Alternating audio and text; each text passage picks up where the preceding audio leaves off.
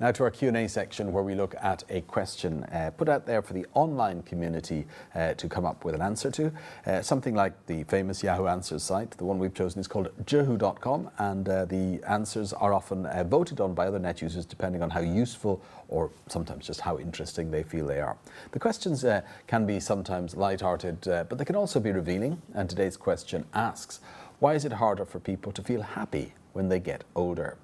Well, let's not opine on the validity or not of the question and go straight to the answers. This first one comes from Feng Yongji, who feels that there's a downside to knowing too much for some people.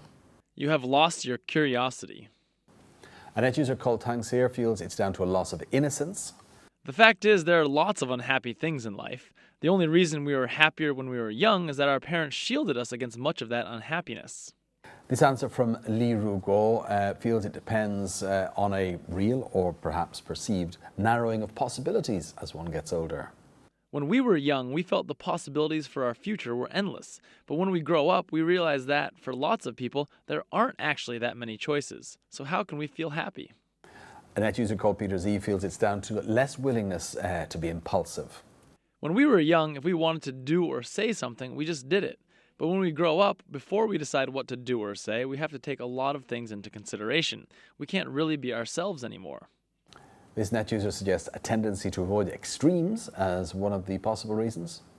Don't you notice that while it's harder for us to feel happy as we get older, it's also harder for us to feel unhappy as well? And finally, this rather sad and pessimistic comment from poor Yang Lei. Well, I never felt happy even when I was young either. And just a few of the answers to that question. Why is it more difficult to feel happier as one gets older?